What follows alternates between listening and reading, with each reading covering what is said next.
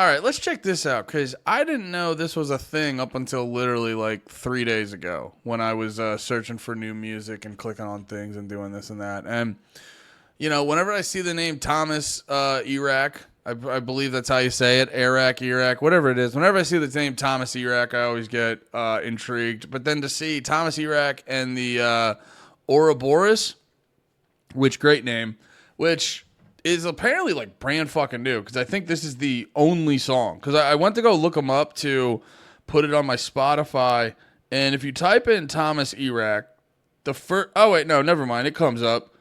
They must be getting more plays. I don't know. They're literally at a fucking 344 monthly listeners. So this is brand fucking new. This song came out,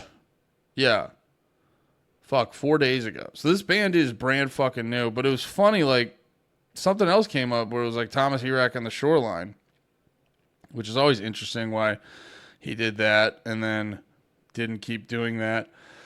It's always interesting. But as a man who has started 50 different projects, I completely sympathize with it. But regardless, either way, Thomas Erak, he's going to go down as one of the most underappreciated guitarists, broadly speaking. You know, I'm talking about when we're talking about the OGs of guitar, and you don't even have to, like, say all of guitar. We can go into, like, prog rock and shit like that. And a lot of people are going to throw out, because he sits in a weird pocket where I feel like a lot of guitar, I could be wrong and I hope I'm wrong. Please comment down below if I'm wrong. But I feel like he generally appeals to, like, Fall of Troy was an interesting band. And, you know, he was also in bands like Chiodos and shit like that. And they appealed to people who liked the music as the whole, but they weren't necessarily.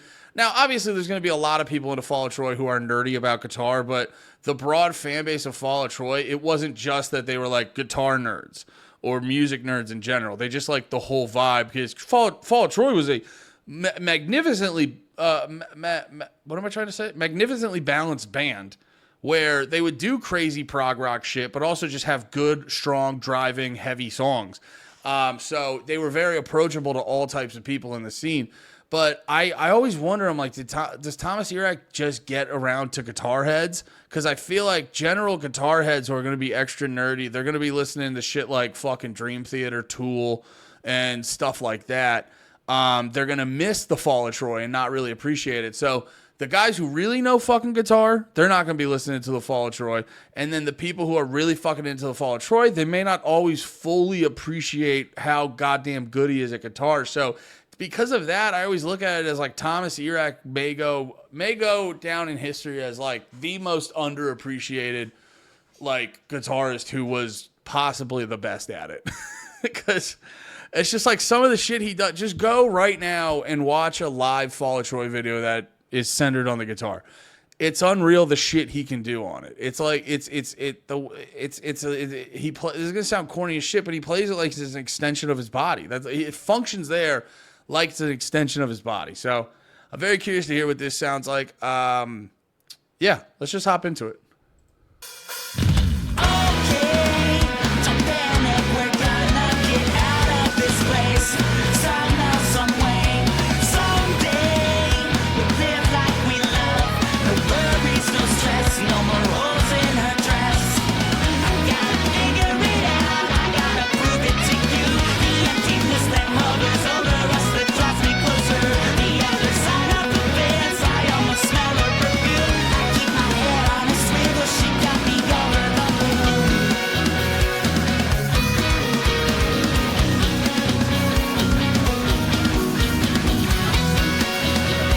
Is that a big ass truck shirt?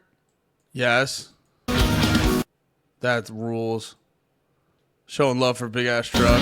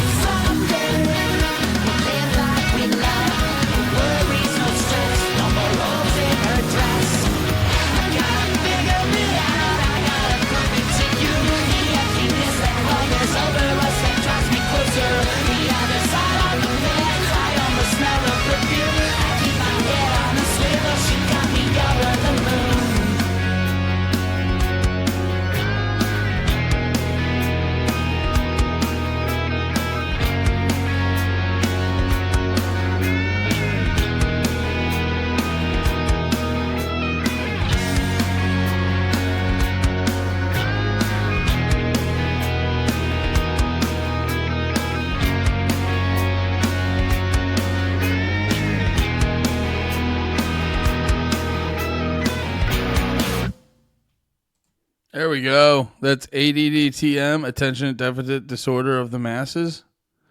It's kind of funny because the name really encompasses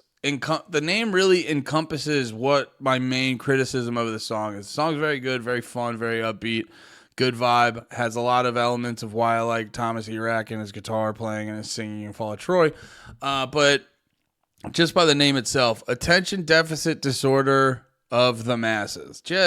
I get what he's going for. Just doing a little too much. And that's kind of the main problem with the song. It's good, but it's doing a little too much. It's kind of ironic because I just reviewed that Thursday video, and I was like, not doing enough. If what you were doing, either what Thursday was not doing enough or what you're doing too much, you just kind of got to switch, and you'll both be at the perfect place. But yeah, it's like that's like my only real thing with this song. Everything else is nice, good vibe, good. It's just parts of it were a little busy. Like the drums, he was kind of just trying to be a little too clever with the beat, with like whatever the fuck he was doing. If he kind of sat in the pocket and maybe wasn't trying to be so busy and shit like that, it probably would have been a lot more chill in my opinion. And then there was a few things with the guitars where they were trying to match. They were kind of trying to do some, create this odd ambiance that didn't completely mesh in my opinion. But yeah, it was good. It was like minor problems that if you just kind of tweaked it, it would have really shined through. But besides that, I mean, I'm still excited to check out more music from this band. Definitely very interesting to have a sort of upbeat, chill vibe while also trying to make everything a little bit weird and spacey and kind of out there and stuff. So very excited for the future of this band. All right. Thanks for watching. Have a good one. We'll be about a peace.